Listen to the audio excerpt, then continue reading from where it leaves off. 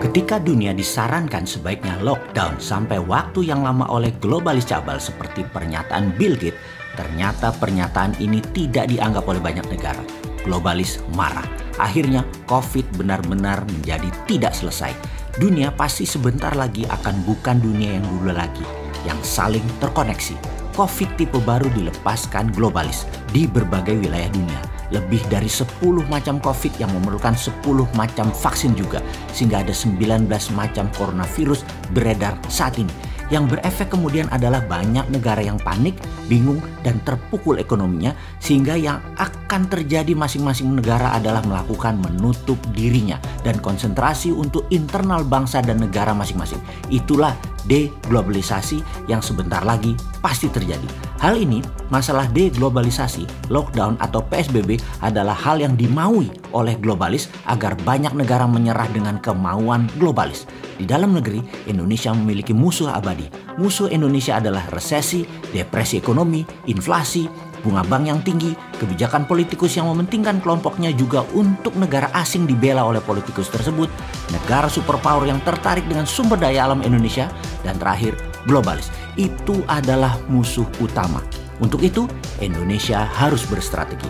Sementara, dunia akhirnya meyakini bahwa COVID akan bersama manusia dalam waktu yang cukup lama, bahkan hingga 5 tahun ke depan atau 10 tahun ke depan akan masih ada. Lalu apa yang terjadi di dunia sebentar lagi? Vietnam dan Thailand yang kelebihan beras mulai menyimpan cadangan berasnya untuk kebutuhan mereka sendiri. Rusia, penghasil gandum untuk Eropa dan Timur Tengah, mulai memikirkan untuk kebutuhan nasionalnya. Amerika pun mulai menyetok minyak bumi dari Timur Tengah.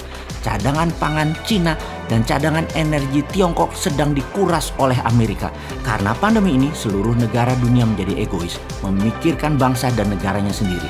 Ekspor-impor antar negara berkurang. Efek global seakan menunggu genderang perang meletus yang memang diadu oleh globalis. Saat ini Hong Kong tegang, Myanmar tegang, Taiwan tegang, Korea Selatan tegang, Jepang tegang. Bahkan Amerika masih tegang di dalam negerinya, juga Tiongkok tegang. Semua negara seakan siap perang. Tiongkok bahkan di sisi timurnya berkumpul semua kekuatan arsenal persenjataannya secara masif sudah tertata. Batu bara dari Indonesia dan Australia ke arah Tiongkok sepertinya akan ditahan di Laut Cina Selatan oleh armada ke-7 Amerika, dan ini akan menimbulkan tekanan kuat ke Tiongkok yang tidak punya suplai energi. Listrik bisa padam di Tiongkok sebentar lagi. Alat komunikasi bisa mati di Tiongkok sebentar lagi. Armada kelima di Timur Tengah milik Amerika terus mengganggu memperlambat kapal bahan bakar minyak ke Tiongkok. Armada 7 Amerika di Laut Cina Selatan mengontrol Vietnam, Thailand, dan negara ASEAN dilarang menyuplai ke Tiongkok untuk pangan. Tiongkok pasti murka. Lalu bagaimana sikap Indonesia? Di tengah pandemi corona yang berkecamuk perang globalis versus nasionalis Amerika, sesungguhnya posisi Indonesia tidak mendukung globalis maupun tidak mendukung nasionalis Amerika. Namun masalah Indonesia adalah terlalu mengandalkan asing IMF, World Bank, serta mitra dagang investasi ambil negara Tiongkok. Sesungguhnya kalau jadi perang berkepanjangan antara Amerika dan Tiongkok, maka inilah kesempatan emas membangun Indonesia tanpa globalis, tanpa asing, tanpa asing. Namun sayang, yang terjadi di Indonesia ada sebagian kecil pejabat, ada oligarki, ada kelompok masyarakat bayaran, ada yang tidak tahu apa-apa namun sudah tertanam kebencian mendalam akan kelompok tertentu, putra bangsa tertentu, dan terus saja saling serang, saling jelek-jelekan, dan selalu Indonesia gaduh saat ini. Sosial media mengambil peran besar mengendalikan doktrin maupun hasutan. Bangsa Indonesia mulai dari pejabatnya, penguasanya, pengusahanya, sampai rakyat terbawah tidak sadar memakan propaganda dari globalis. Tapi ada juga yang sadar ini semua terjadi tapi mengambil kesempatan melacurkan dirinya baik ke asing atau globalis.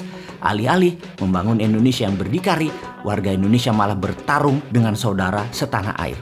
Anggapan bahwa bangsa Indonesia tidak memiliki kemampuan untuk bekerja dan membangun negeri, serta pemahaman bahwa tanpa pinjaman luar negeri Indonesia tidak bisa membangun, sehingga perlu asing, perlu globalis adalah ada di pejabat saat ini yang berkuasa.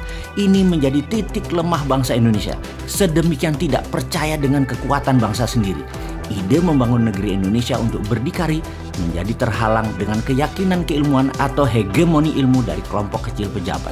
Lalu ada perintah Sunan Bonang, yaitu perintah menyalakan api. Tinitah Sabdo Sumuruping Dahono yang seharusnya terjadi di masa sekarang ini telah menunggu selama 5 tahun lebih perintah tersebut untuk dilaksanakan. Di suatu tempat di Gunung Merbabu, Nara sedang melaksanakan latihan rutinnya ketika dia mendapati sebuah pesan dari kakaknya. "Adikku, kamu harus turun gunung sekarang. Lihatlah negerimu. Kini saatnya kamu bela tanah airmu. Bebaskan negerimu dari cengkraman asing." "Aku belum siap. Aku masih belum siap," Nara berkata meragukan dirinya. "Kamu tak akan pernah siap sampai kamu bertindak," demikian suara tegas sang kakak. Di saat globalis asing sibuk, Indonesia malah gagap di dalam negeri. Bukannya mengambil kesempatan untuk menggerakkan kedaulatan mendominasi selat dan laut di dalam Indonesia, bukannya memanfaatkan kekuatan sumber daya alam mineral dan membangun kekuatan pangan, tapi malah nyender ke oligarki, globalis, dan negara besar. Inilah misi berat. Apa itu misinya?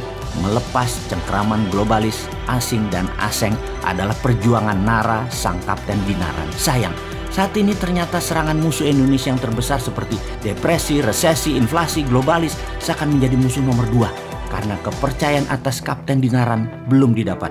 Masih diragukan, sesama anak bangsa saja saling menjatuhkan.